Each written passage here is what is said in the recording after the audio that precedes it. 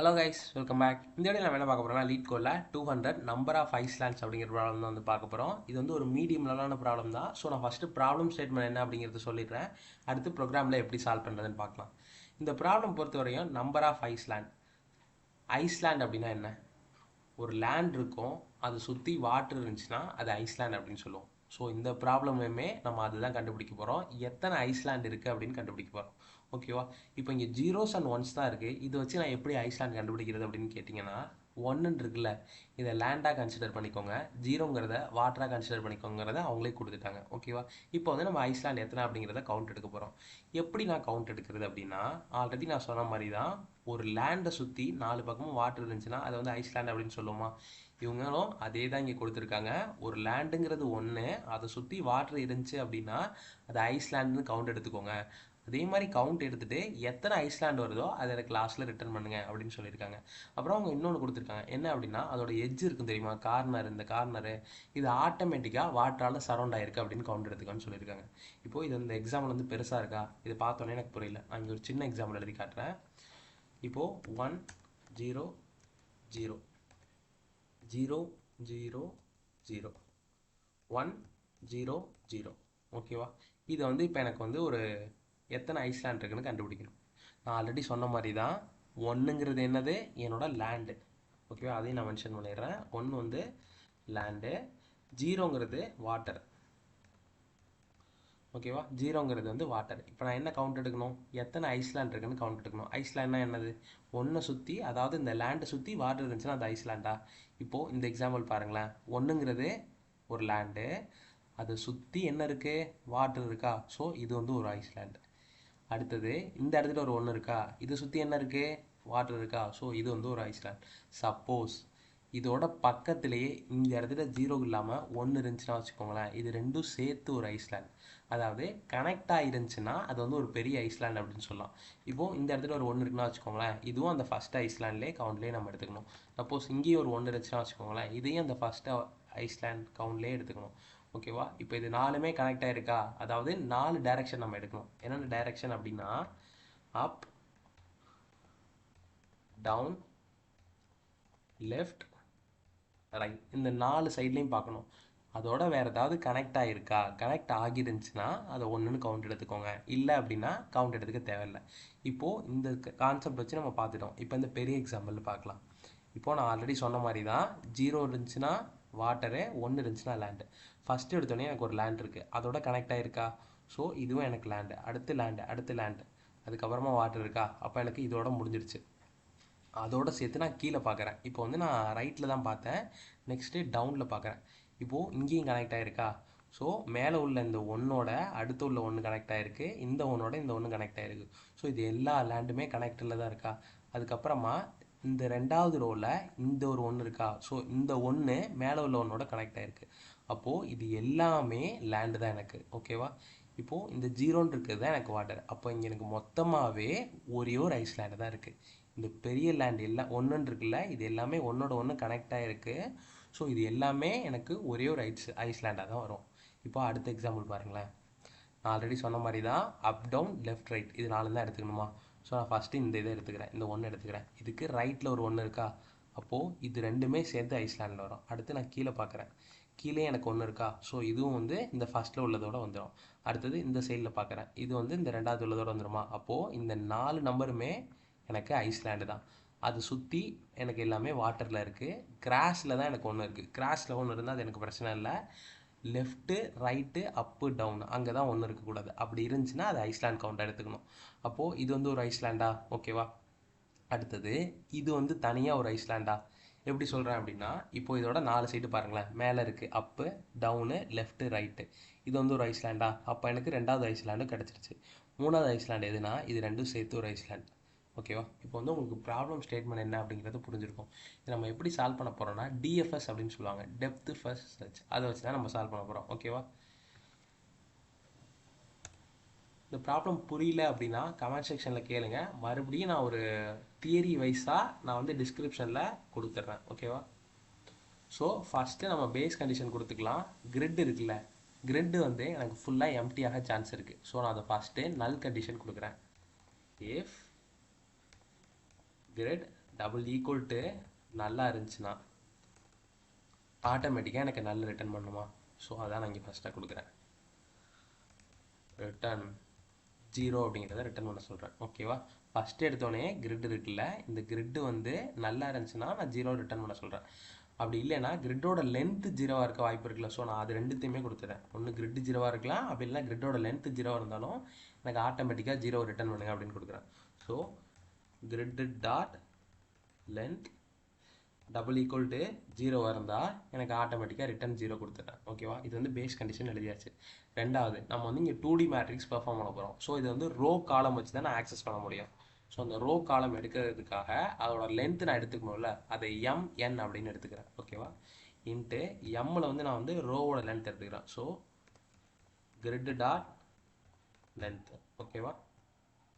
அடுத்தது எண்ணில் வந்து எத்தனை காலம் இருக்கோ அதோட லென்த் எடுத்துக்கிறேன். So n equal to grid 0 of dot length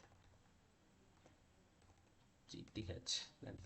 இப்போ வந்து ரோ காலம் வந்து நம்ம எழுதியாச்சு. நெக்ஸ்ட்டு நான் எத்தனை ஐஸ்லாண்ட் இருக்குன்னு கவுண்ட் பண்ணணும். ஸோ அதுக்காக இன்ட்டு நம் அப்படின்னு கொடுக்குறேன். நம் ஐ அப்படின்னு கொடுத்துக்கிறேன். நம்பர் ஆஃப் ஐஸ்லாண்ட் அப்படிங்கிறனால நம் ஐ அப்படின்னு கொடுத்துட்டு இனிஷியலாக அதோட கவுண்ட் வந்து நான் 0 வச்சுக்கிறேன். எனக்கு வந்து ஒரு தடவையும் இப்படி கவுண்ட் எடுத்துக்க போகிறேன். ஓகே, இப்போ வந்து நான் இங்கே எப்படி இந்த ஆப்ரேஷனை பெர்ஃபார்ம் பண்ண போகிறேன்? நான் ஆல்ரெடி சொன்ன மாதிரி தான், ஒன்று கனெக்டாக இருந்துச்சுன்னா அதை ஒரே ஐஸ்லாண்டாக கன்சிடர் பண்ணிக்கணும். இப்போ நான் இங்கே என்ன பண்ண போகிறேன்னா, ஒன்று கனெக்ட் ஆகிருக்குல்ல, ஃபஸ்ட் நான் இந்த நம்பர் எடுத்துக்க போகிறேன். இந்த நம்பரோட அடுத்து ஏதாவது கனெக்ட் ஆகிருக்கான்னு செக் பண்ணுறதுக்கு இது ரோ என்டையராக 0 வைக்க போகிறேன். ஸோ அது வந்து சொல்கிறப்போ கொஞ்சம் வியர்டாக இருக்கும். நான் வந்து இதில் ப்ரோக்ராமில் எழுதும்போது உங்களுக்கு ஈஸியாக புரியும் பாருங்களேன். நான் லாஸ்ட்டாக ஒரு எக்ஸாம்பிள் வந்து சொல்லி காட்டுறேன். ஓகேவா? ஸோ இது வந்து நான் வந்து ரோ காலம் வச்சு தான் ஆக்சஸ் பண்ணணும். ஸோ நான் வந்து ஃபார் லூப் எழுதணும். For int i equal to 0 ஆரம்பிச்சு ஐயோட வேல்யூ லெஸ் தென் n வரையும் ஃபஸ்ட்டு வரணும். இங்கே ரோ ஃபஸ்ட்டு m. ஓகேவா? i plus plus. நெக்ஸ்ட்டு n-க்கு எழுதணுமா? For int j equal to 0 ஆரம்பிச்சு ஜேயோட value less than n, j வந்து எனக்கு ப்ளஸ் ப்ளஸ். ஓகேவா? ஓகே, இப்போ நான் ஐஸ்லாண்ட் கவுண்ட் எடுக்கணும்னா ஃபஸ்ட்டு எனக்கு 1 இருக்கிறது தான் வேணும். சப்போஸ் எனக்கு 0 இருந்துச்சுன்னா அது ஆட்டோமேட்டிக்காக வாட்டர் தான், எனக்கு கவுண்ட் எடுக்கவே தேவையில்லை. ஸோ நான் அந்த கண்டிஷனை இங்கே ஃபஸ்ட்டாக கொடுத்துட்றேன். If grid I J double equal to 1 இருந்துச்சுன்னா மட்டும் எனக்கு எடுங்க அப்படின்னு சொல்கிறேன். என்ன எடுக்கணும்? கவுண்ட் எடுக்கணும். என்ன கவுண்ட்டு? நம்பர் ஆஃப் ஐஸ்லாண்டா? ஸோ நம் ஐ அப்படின்னு நம்ம கொடுத்துருக்கோமா? ஸோ அந்த நம் ஐங்கிறத இன்க்ரீஸ் பண்ணிக்கோங்கன்னு கொடுக்குறேன். இது இன்க்ரீஸ் பண்ணதுக்கு அப்புறமா இது சைடில், லெஃப்டில், டவுனில் இது எல்லாத்துலேயுமே 1 இருக்கான்னு பார்க்கணும். 1 இருந்துச்சுன்னா அதையும் இந்த ஐஸ்லாண்டோட நான் எடுத்துக்கணுமா? ஓகேவா? ஸோ அதுக்காக நான் ஒரு மெத்தட் எழுத போகிறேன். அந்த மெத்தடோட நேம் என்ன கொடுக்குறேன்னா டிஎஃப்எஸ் அப்படின்னு அந்த மெத்தட் நேம் கொடுத்துக்கிறேன். ஓகேவா? அந்த மெத்தடை நான் கீழே எழுதிக்கிறேன். ப்ரைவேட் வாய்ட் டிஎஃப்எஸ் அப்படின்னு அந்த மெத்தட் நேம் கொடுத்துக்கிறேன். இந்த மெத்தட்குள்ளே நான் 3 விஷயத்தை பாஸ் பண்ண போகிறேன். ஃபஸ்ட்டு என்ன அப்படின்னா என்னோட என்டையர் கிரிட்டை பாஸ் பண்ண போகிறேன். ஸோ அதுக்காக இது கேரக்டரில் கொடுத்துருக்காங்களா? ஸோ கேர் கிரிட் அப்படிங்கிறத கொடுத்துட்றேன். ரெண்டாவது விஷயம், எனக்கு ரோ காலம் வச்சு தான் நான் ஆக்சஸ் பண்ணணும். ஸோ அந்த ரோவையும் நான் உள்ளே பாஸ் பண்ணணும், காலமையும் பாஸ் பண்ணணும். ஸோ இன்ட் ஐ இன்ட்டு ஜே, இந்த 2 விஷயத்தையும் நான் பாஸ் பண்ணுறேன். இப்போது பாஸ் பண்ணதுக்கு அப்புறமா நான் மறுபடியும் என்ன பண்ண போகிறேன் அப்படின்னா சைடில், லெஃப்ட்டில், அப்பில், டவுனில் இதில் ஏதாவது இருக்கா அப்படிங்கிறத நான் செக் பண்ண போகிறேன். என்ன இருக்கான்னு செக் பண்ண போகிறேன்? 1ங்கிறது இருக்கான்னு செக் பண்ண போகிறேன். ஸோ அதுக்கு முன்னாடி இங்கேயுமே நான் வந்து மேட்ரிக்ஸ் ஆக்சஸ் பண்ணோம் அப்படின்னா ரோ காலம் எடுக்கணுமா? அதுக்காக இங்கேயுமே MN அப்படின்னு டிக்ளேர் பண்ணிக்கிறேன். ஓகேவா? ஸோ இது அப்படியே நான் காப்பி பண்ணி இங்கே பேஸ்ட் பண்ணிக்கிறேன். மெத்தட்குள்ளே மறுபடியும் இன்ட்டு M இன்ட்டு N இதை கொடுக்க போகிறேன். ஓகேவா? இது கொடுத்தாச்சு. கொடுத்ததுக்கப்புறமா நான் வந்து இங்கே கண்டிஷன் எழுதணும். என்ன கண்டிஷன் அப்படின்னா சுற்றி 0 இருக்கான்னு பார்க்கணும். இப்போ இங்கே ஒரு 1 இருக்குன்னா வச்சுக்கோங்களேன், இந்த 1 சுற்றி அப்லேயும், டவுன்லேயும், லெஃப்ட்லேயும், ரைட்லேயும் 0 இருந்தால் தான் நான் ஐஸ்லாண்டாகவே கன்சிடர் பண்ணிக்க முடியும். ஸோ நான் ஃபஸ்ட்டு அந்த கண்டிஷனை இங்கே கொடுக்குறேன். அதாவது if I less than 0 or J less than 0 or I greater than or equal to M or J greater than or equal to N. ஓகேவா? இதோட சேர்த்து 0 இருக்கான்னு நான் பார்க்கணும். ஸோ அதையும் ஆரில் கொடுத்துட்றேன். Or grid of I j equal to 0 1 கொடுக்குறேன். ஸோ எனக்கு இதில் ஏதாவது ஒன்று பாஸ் ஆனாலே எனக்கு உள்ளே வந்துடு அப்படின்னு கொடுக்குறேன். நான் என்ன பெர்ஃபார்ம் பண்ண போகிறேன் அப்படின்னா அப்படின்னு மட்டும் கொடுக்குறேன்.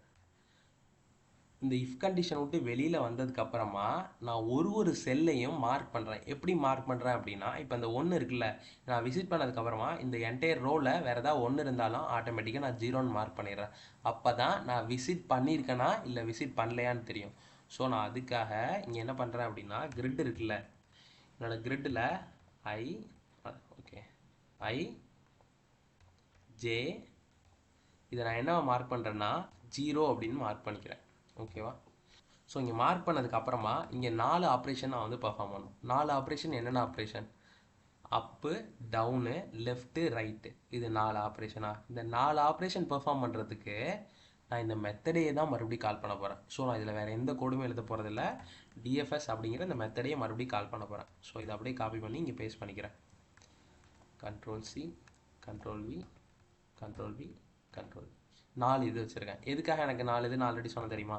ஃபஸ்ட்டு அப்புக்காக, ரெண்டாவது டவுனுக்காக நான் எழுதணுமா? ஸோ டவுனுக்காக, மூணாவது லெஃப்ட்டுக்காக எழுதணுமா? ஸோ லெஃப்ட்டு, நாலாவது ரைட்டுக்காக. இது வந்து உங்களோட ரெஃபரன்ஸ்க்காக எழுதுகிறேன், இது ரைட்டுக்காக. ஸோ நான் இதை வந்து இந்த ஆப்ரேஷன் வந்து 4த்தையும் நான் பெர்ஃபார்ம் பண்ணி கண்டுபிடிச்சாலே எனக்கு அது ஐஸ்லாண்டாக இல்லையா அப்படிங்கிறது தெரிஞ்சிடுமா? ஸோ இந்த மெத்தட்குள்ளே நான் ஆல்ரெடி சொன்ன மாதிரியே 3 விஷயத்த பாஸ் பண்ணோம். ஒன்று என்ன? கிரிட்டு, இன்னொன்று ஐ, இன்னொன்று ஜேவா. ஸோ அந்த 3த்தையும் பாஸ் பண்ணுறேன். ஃபஸ்ட்டு கிரிட், அதுக்கப்புறமா ஐ ஜேவா பாஸ் பண்ணணும். எனக்கு அப்பில் கால்குலேட் பண்ணோம் அப்படின்னா என்னவா இருக்கும்? அப்புனா என்னது? ரோ வச்சு தான் நான் அப்பா டவுனான்னு செக் பண்ண போகிறேன். ஸோ ரோ அப்படின்னா ஐயில் தான் எனக்கு சேஞ்ச் ஆகணும். ஸோ I -1 அப்படின்னு கொடுக்குறேன். ஜே வந்து எனக்கு சேம் ரோவாக தான் இருக்க போகுது. ஸோ ஜே அப்படியே கொடுத்துறேன். ரெண்டாவது எனக்கு டவுனில் கால்குலேட் பண்ணணும். இங்கே அப்புனா -1, அப்போ டவுன்னா என்னவா இருக்கும்? +1 இருக்குமா? ஸோ இதை அப்படியே காப்பி பண்ணி இங்கே கொடுத்துக்கிறேன். ஓகேவா? இங்கே I+1 அப்படிங்கிறத மட்டும் மாற்றிக்கிறேன். இப்போ வந்து அப்பு டவுன் நம்ம பார்த்தாச்சு. இப்போது இது ரோவில் வந்து சேஞ்ச் ஆகிறது. நெக்ஸ்ட்டு லெஃப்ட்டு ரைட் அப்படின்னா என்னவா இருக்கும்? காலமில் வந்து சேஞ்ச் ஆகிறதா இருக்குமா? ஸோ நான் ஜேயில் தான் சேஞ்ச் பண்ண போகிறேன். அதுக்காக மறுபடியும் இங்கே கிரிட்டுங்கிறத பாஸ் பண்ணுறேன். இந்த இடத்துல ஐங்கிறது அப்படியே தான் இருக்க போகுது. ஜேயில் தான் சேஞ்ச் ஏற்பட போகுது. அதாவது முன்னாடி போகணும் அப்படின்னா J-1, பின்னாடி வரணும் அப்படின்னா J+1. ஓகேவா? கிரிட் ஐ J+1 அப்படின்னு கொடுத்துக்கிறேன். ஓகேவா? இப்போ வந்து நம்ம ஆப்ரேஷன் எல்லாமே பெர்ஃபார்ம் பண்ணியாச்சு. இது எதுக்காகனா எனக்கு 4 சைடையும் செக் பண்ணோம் அப்படிங்கிறதுனால. இது நம்ம வந்து 0ங்கிறது எதுக்காகனா என்னை மார்க் பண்ணி வச்சுக்கோ அப்படிங்கிறதுக்காக. இந்த மேலே நம்ம வந்து கண்டிஷன் கொடுக்குறோம், 0வாக இருந்தால் ரிட்டர்ன் பண்ண சொல்லிடுறோம். இங்கே MNங்கிறது ரோ காலமுக்காக. ஓகேவா? இப்போ நம்ம வந்து எல்லாமே எழுதியாச்சு. இது எழுதுனதுக்கு அப்புறமா இந்த நம்பர் ஆஃப் ஐஸ்லாம் நீங்கள் கவுண்ட் எடுக்கிறது தெரியுமா? இந்த கவுண்ட் எடுத்தோடனே இந்த மெத்தடை கால் பண்ணி இதுக்குள்ளே நான் வேல்யூ பாஸ் பண்ணணும். ஸோ டிஎஃப்எஸ்ங்கிற மெத்தடை இங்கே கால் பண்ணி இதுக்குள்ளே வேல்யூ பாஸ் பண்ணோம். என்னென்ன வேல்யூ பாஸ் பண்ணோம்? கிரிட்டு, அதுக்கப்புறமா ஐங்கிற வேல்யூ, ஜேங்கிற வேல்யூ. இந்த வேல்யூ மட்டும் பாஸ் பண்ணாலே போதும். ஆட்டோமேட்டிக்காக இது சுற்றி எனக்கு எத்தனை இருக்குது அப்படிங்கிறத கவுண்ட் எடுத்து கொடுத்துருமா? ஸோ இது கவுண்ட் எடுத்ததுக்கப்புறமா எனக்கு நம்பர் ஆஃப் ஐஸ்லாண்டை ரிட்டர்ன் பண்ணுமா? ஸோ ரிட்டர்ன் நம் ஐ அப்படின்னு கொடுக்குறேன். ஓகேவா? இப்போ வந்து ரன் பண்ணி காட்டுறேன். இங்கே வந்து எரர் வருது. எதனாலனா நம்ம இங்கே செக் பண்ணுறோம் தெரியுமா ஈக்குவலில்? ஸோ அங்கே வந்து டபுள் ஈக்குவல் கொடுக்கணுமா? ஸோ அதுக்காக இங்கே டபுள் ஈக்குவல் கொடுத்துக்கிறேன். மறுபடியும் ரன் பண்ணுறேன். ஸோ ப்ரோக்ராம் ரன் ஆகிடுச்சு. நெக்ஸ்ட்டு சப்மிட் பண்ணுறேன்.